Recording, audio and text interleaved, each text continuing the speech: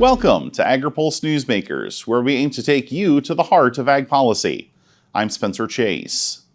Our guest this week is Vermont Democrat Peter Welch, who stops by for a conversation on the Farm Bill and the nation's agricultural workforce. But first, here's this week's headlines. 2 companies have been given the first ever approval to begin production of cell-cultivated meat in the United States.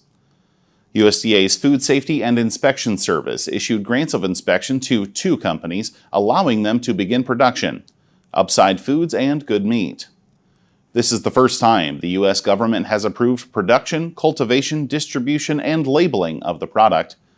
Both companies will start selling the chicken at an individual restaurant, limiting the potential reach of the products. The Environmental Protection Agency finalized its multi-year biofuel blending targets under the Renewable Fuel Standard. Overall blending was raised in 2023, but the mandates were lowered for 2024 and 2025 from what the agency proposed in December. EPA Administrator Michael Regan declared the new volumes offer long-term certainty for the RFS, but the biofuels industry was frustrated with much of the rulemaking, arguing it undercut the sector's production capacity and potential for emissions reduction. And finally, House Ag Committee leaders announced a bipartisan working group to study the labor challenges facing farmers and figure out what Congress should do to help. The group will write an interim report about the flaws of the current H-2A visa program before writing a final report with recommendations to improve it. Peter Welch is in his first term in the Senate after 16 years in the House of Representatives. It was there that he saw many attempts to fix the nation's agricultural labor issues, several of which had his support. We started our conversation by asking him what an agricultural committee working group could do to solve the long-standing problem in the current political environment. Well, bottom line, we really have to have H-2A reform. It's one discrete element of the very complicated immigration battle that is ongoing. But there is bipartisan support to deal with the labor shortage. And G.T. Thompson, who I had breakfast with yesterday, I think did a very wise thing, putting together a bipartisan group, 7 and 7. And, whether we can do it in the toxic atmosphere that we're in, particularly around immigration, where everything goes immediately to the southern border, we'll see. But there is so many members whose ag communities are affected, Republican and Democrat, that I have some optimism. Put it this way, it's really worth the effort. And this is a positive step. And I'm going to do all I can in the Senate to work with folks like GT to see if we can get reform on H-2A and get the labor that we need in our agricultural communities all across the country. So, I'm not trying to be flippant with this question, but this is not exactly a new issue. We've seen this has been a top priority for many of the nation's farm groups for years. We've seen efforts on Capitol Hill, including, a couple of efforts to move the Farm Workforce Modernization Act through the House, through the Senate. I promise I'm not trying to be flippant here, but just how bad does it have to get in farm country before some of these familiar talking points will maybe be set to the side in Congress? Right. Well, first of all, you're not being flippant. You're asking the question that farmers rightly can ask. What's up? You've got Republicans saying we need labor. You've got Democrats saying we need labor. All right, guys, get together, get us the H-2A visas that we need. So you're not flip. You're right. And the farmers who are pounding on our doors for reform are right. And what I can say as one member of the Senate, that I hear them, and I'm going to do everything I can. The reality on this is that anytime you use the I word, immigration reform, it gets caught up in the politics of the southern border. And obviously that's a very important issue, but it's really distinct from the labor issue that we have in farm country. So I'm hoping that more members are able to make that distinction. Let's help our agricultural community, and we can continue our battle about the southern border. Mm-hmm. One more question on immigration before we pivot to some dairy policy discussion. Obviously, we've talked a lot in this conversation about the needs for producers to have that ag workforce. How do you think, politically speaking, the needs of the nation's farm workers come into the equation as legislation is potentially considered, as policies are considered? How do you think the farm workers factor in? Well, they're connected. I mean, the farm workers, we want to make certain that there's good farm worker standards. The ag community, I believe, is on board with that. The bill that was passed through the House last year with some bipartisan support but stalled in the Senate did both. It increased the number of workers available, H2A, but it also had some protections for the farm workers. So, the farmers need workers, and they know they have to pay them right. They've got to treat them right. And they've got to get the work done. So, this is a situation where the answer to the problem is right in front of us. There's no mystery here, but there's political impediments that farm country rightly is furious at. We've got to get through those. We'll be right back to talk dairy policy and the upcoming Farm Bill with Senator Peter Welch right after this. Regenerative poultry production is a process by which nature can actually recapture and restore the energy that is being taken out of a space. Farm Credit helped Rehi build his dream of regenerative poultry farming and encouraging fellow immigrants to find community in agriculture. Nothing beats a farm. I'm just pursuing happiness. Learn more at farmcredit.com/beginning.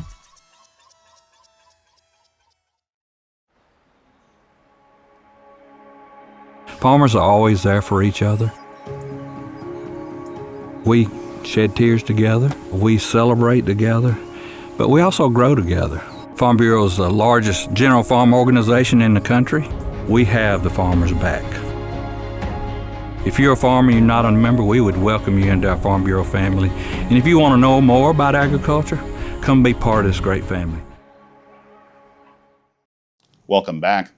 Companies producing plant-based alternatives to conventional dairy milk are now subject to draft guidance from the Food and Drug Administration suggesting the companies label the nutritional differences of their products. But for folks like Senator Peter Welch, more may need to be done.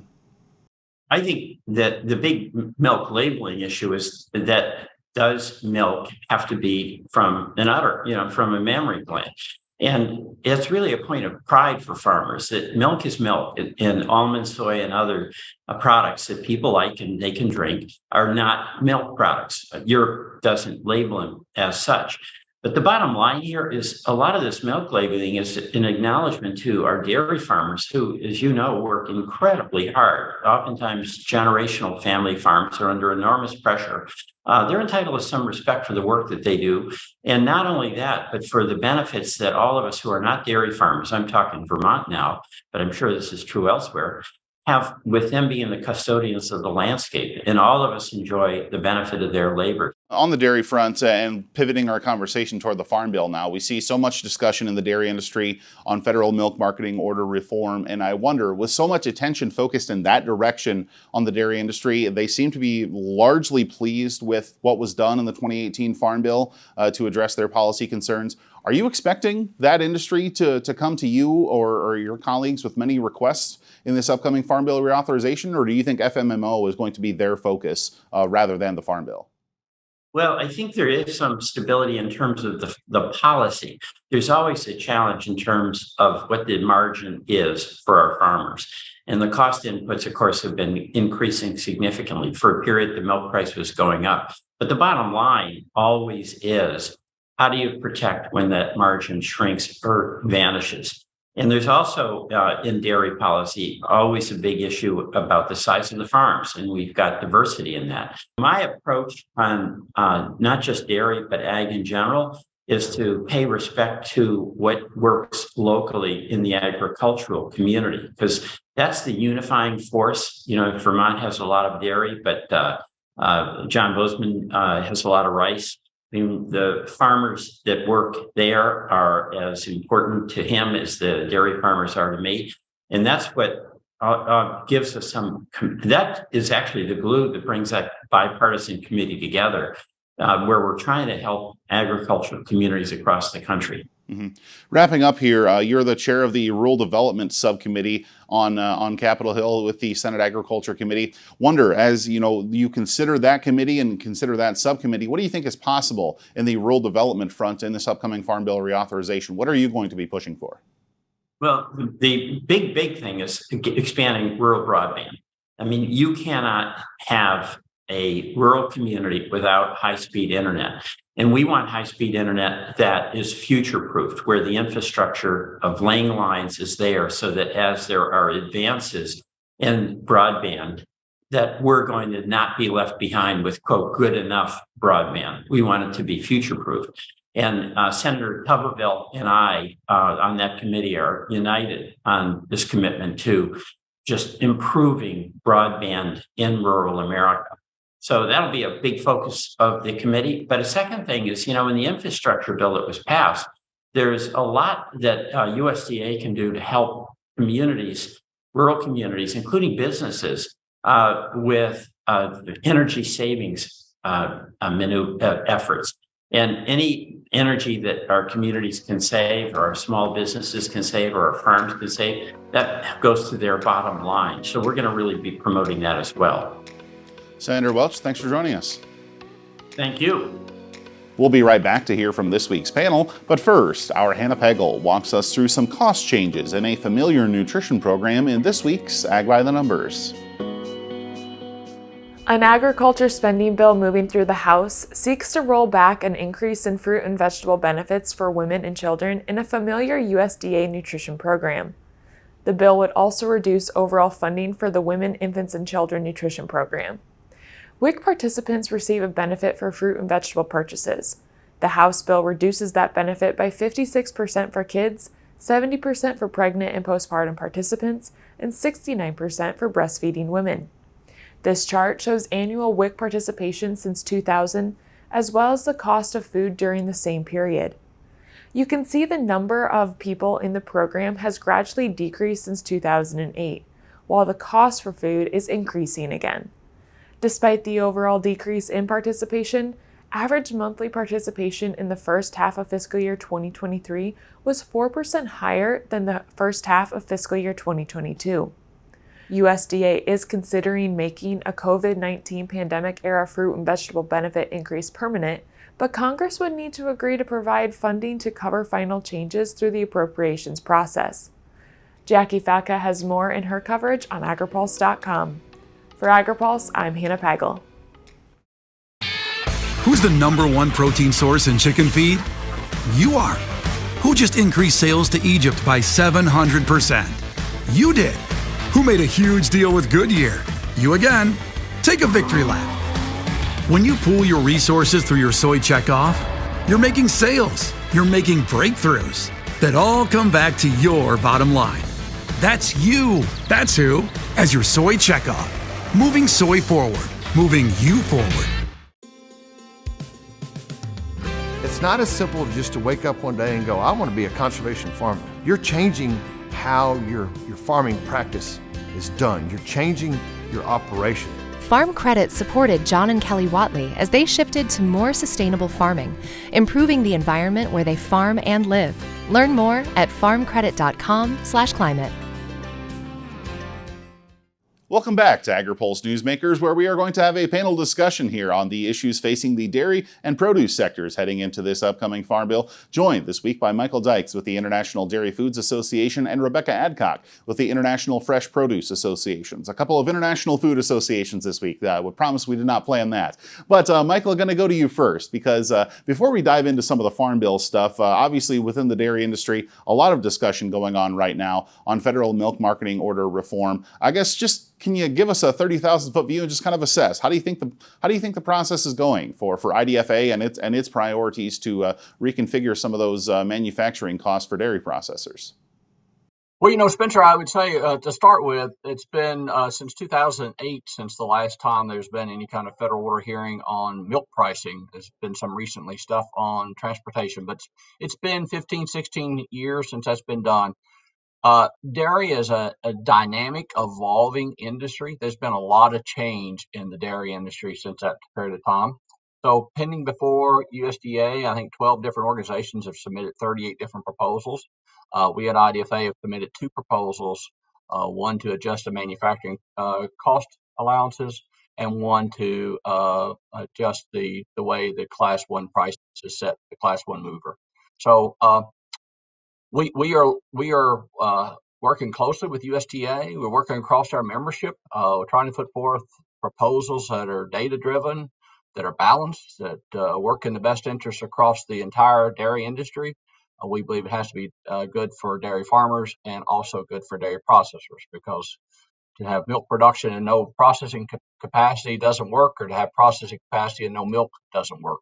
So obviously, as you mentioned, a number of different opinions on the subject, and we don't need to get into all of them and go piece by piece with them in this particular discussion. That's another topic for another date. But I do wonder, in the context of the Farm Bill, a lot of energy is being directed in the dairy industry toward this FMMO conversation, while Congress is also looking at Farm Bill reauthorization. So I mentioned all of that to ask you, do you think there are requests that the dairy industry is going to be able to get behind and pursue on Capitol Hill with so much of the energy pointed in the FMMO direction?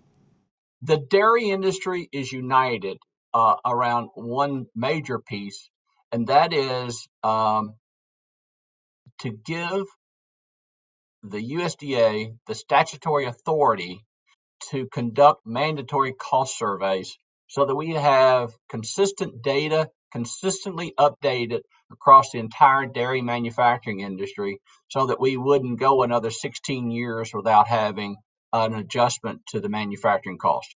In terms of how milk is priced, our suggestion is, with 12 organizations with 38 proposals pending before USDA, leave that to USDA Secretary Vilsack. They have a whole department of people that monitor that each day of the year, and they're experts in that, and it's a complicated process across the dairy chains. Mm-hmm. Very good. Well, and Rebeckah, bringing you into the fold here, because, before we dive into some of the Farm Bill priorities for the produce industry, looking at the appropriations process, we do see House Republicans advancing a measure right now that includes a provision to adjust and lower the fruit and vegetable benefit under the Supplemental Nutrition Program for women, infants, and children. Obviously, the Senate will have something to say about that, as will the Biden administration before the president signs off on anything. But in its current form, what would that provision mean for the produce industry? Obviously, that's a huge hit, first and foremost, to the health and well-being of the people who are using those benefits. And certainly it does not help increase consumption or the benefits to the produce side of the factor either. So it was something we were very disappointed to see, and we're going to continue to work on the Senate and with the ag appropriators as well on the House to help them understand, the magnitude of the value that we get in investing in those products and getting those products into the hands of the people, especially the children that need them most. We'll be right back with more from our panel right after this. Did you know Agri-Pulse has all your favorite podcasts, including Open Mic, Newsmakers, and Drive Time? Take us wherever you go. Subscribe at agripulse.com or on Spotify, Google Play, or Apple Podcasts. Agriculture Future of America is a nonprofit building transformational leaders in food and agriculture. AFA prepares college students to join the workforce as innovative and engaged young professionals who will shape the future of agriculture. Head to agfuture.org to find out how you can get involved. The Senate and House Ag Committees are busy working on the next Farm Bill, which will cover commodities, specialty crops, livestock, and more. This legislation will impact every farmer, rancher, and rural business for the next 5 years. Make sure you don't miss insights and analytics that only Agri-Pulse and its top-notch team of well-connected experts can provide. Register today for a free trial at agripulse.com and click the subscribe button, or email us at pam@agri-pulse.com. You don't want to miss this Farm Bill coverage. Welcome back. Rebeckah Adcock with the International Fresh Produce Association says the upcoming Farm Bill is going to be a critical one for the nation's specialty crop producers. Since 2008, it's been since 2008 that specialty crops have been programmatically officially inside the Farm Bill. And that's through programs everywhere from the Specialty Crop Blanc Grant Program, the Specialty Crop Research Initiative, Task, MAP, some of the things that are in the trade space. There's several programs specifically designed or targeted or specifically included in specialty crops. And over the years, a lot of those programs have remained relatively flat, despite the fact that our presence and representation within agriculture is 44% of the farm gate. We only see 3.5% of total production, the traditional agricultural spending, goes to specialty crops. So those two numbers don't align.